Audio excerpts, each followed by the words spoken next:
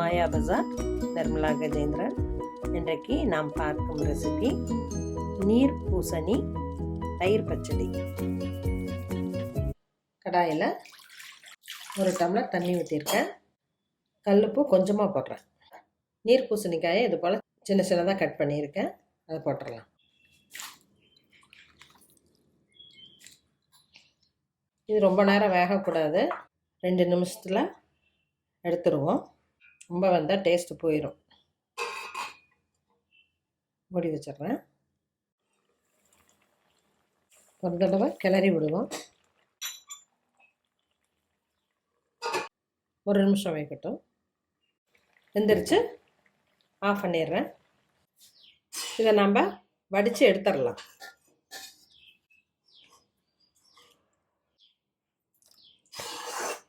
Coil நீர் சத்து இருக்குதல்ல, அதனால் அதை நம்ம கீழே போட வேணாம். அந்த தண்ணியை நம்ம ஆறில் வெட்டி குடிக்கலாம். ஆறட்டும். நம்ம தண்ணியை வடித்து நல்லா கையிலையே கொஞ்சம் புழிஞ்சு வச்சுக்கலாம். அப்போ தான் நம்ம தயிரில் போடுறப்ப நல்லாயிருக்கும். 1 டீஸ்பூன் நல்லெண்ணெய், 1/2 டீஸ்பூன் கடலெண்ணெய், 1 பிஞ்ச் கடுகு,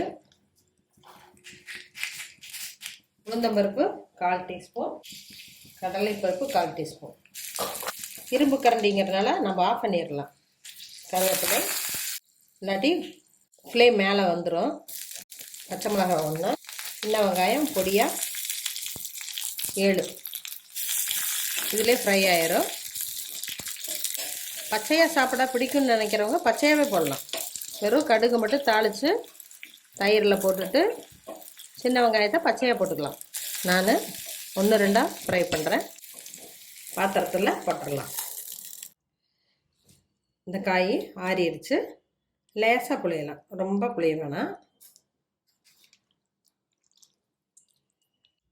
அதனால தான் கரெக்டான பதத்தில் எடுக்கணும். ரொம்ப குழஞ்சா காய் ரொம்ப சாஃப்டாகிடும். கொஞ்சம் மென்று சாப்பிட்ற மாதிரி எடுத்தால் தான் தயிர் பச்சடியெல்லாம் நல்லாயிருக்கும். சொரக்காய், நீர் பூசணிக்காய் இதெல்லாம் போடுறப்ப கொஞ்சம் மென்று சாப்பிட்ற மாதிரி எடுக்கணும். இப்போ இதில் தயிரை ஆட் பண்ணிடலாம். வெங்காயமும்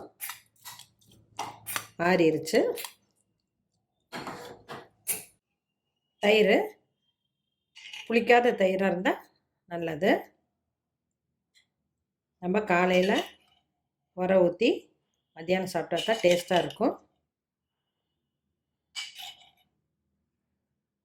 நம்ம காய்க்கு தனியாக உப்பு போட்டுட்டோம். தயிருக்கு மட்டும் கொஞ்சமாக தூள் உப்பு போடுறேன். நீர் பூசணிக்காய் ரொம்ப உடம்புக்கு நல்லது. வாரம் 1 முறை சாம்பாரில் போடலாம். இது போல் தயிர் பச்சடி செஞ்சு சாப்பிட்டா நமக்கு ரொம்ப நல்லது. கொத்தமல்லி இலை கொஞ்சம் போடுறேன். நீர் பூசணிக்காய் தயிர் பச்சடி ரெடி ஆயிடுச்சு. இது சப்பாத்திக்கும் நல்லாயிருக்கும். வெரைட்டி ரைஸ் இதுக்கெல்லாம் காம்பினேஷன் நல்லாயிருக்கும். குழந்தைகளுக்கு ரொம்ப நல்லது. எல்லோருக்கும் வாரம் 2 முறை பூசணிக்காய் சாப்பிட்றது உடலுக்கு ஆரோக்கியத்தை கொடுக்கும்.